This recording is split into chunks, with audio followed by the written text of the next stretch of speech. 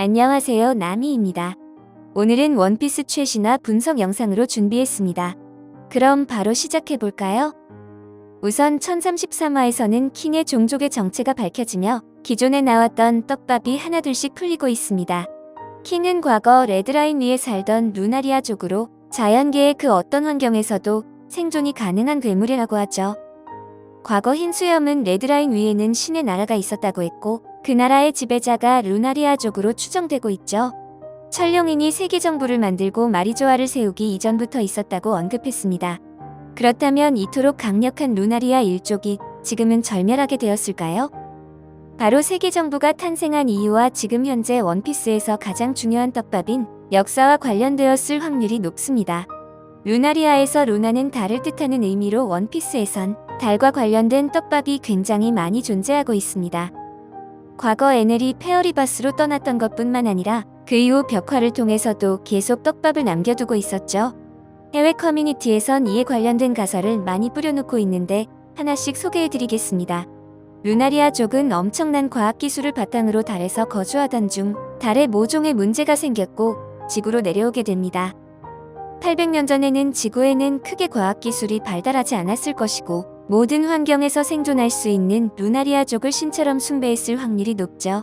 그래서 과거 신의 나라로 불렸을 수 있습니다. 하지만 지구에 있던 인간들은 그들을 물리치기 위해 그들에게 대항할 수 있는 악마의 열매와 고대병기 등을 만들었고 뒤에 일족과 함께 그들을 공격했을 확률이 높습니다. 그 후 지금의 천룡인들이 함께 손을 잡았던 뒤에 일족을 배신하고 그들까지 배제시킨 후 새로운 세계 정부를 세운 것이죠.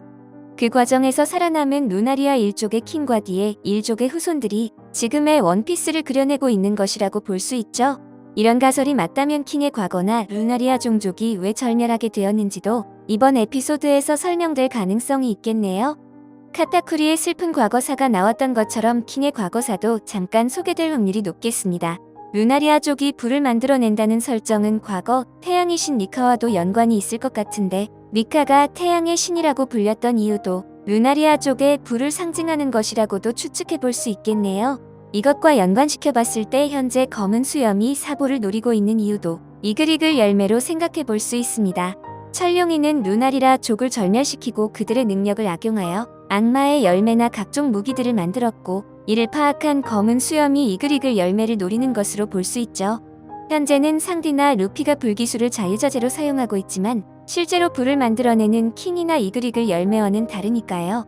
이후 세계의 비밀을 풀기 위해서 루나리아와 뒤의 일족이 핵심 역할을 할 것으로 보이고 이를 눈치챈 검은 수염이 사보의 이글이글 열매 능력을 얻기 위해 출전했다 이런 그림으로 그려질 수도 있겠네요. 추가로 조로의 패왕색 떡밥이 풀리며 평행 이론이 점차 맞아들어가고 있습니다.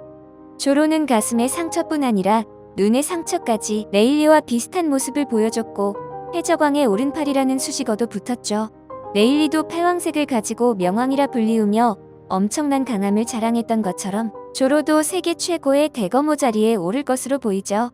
조로는 패왕색을 휘감지 않고도 카이도에게 평생 남을 상처를 낼 정도로 강력했는데 패의감까지 익힌다면 어느 정도로 강해질지 기대되네요. 독자들은 상디까지 패왕색을 가지고 있지 않을까라고 추측하고 있습니다. 상디는 제대로 패왕의 떡밥은 나온 적이 없지만 평행이론설을 가지고 이야기하시는 분들이 많죠. 로저 해적단에선 로저와 레일리 그리고 블릿과 샹크스까지 총 4명이나 있는 것으로 밝혀졌으니 루피와 조로 그리고 상디와 야마토까지 4명으로 맞춰지지 않을까라고 이야기하고 있습니다. 여러분은 상디가 패왕색을 가지고 있을 것이라고 생각하시나요?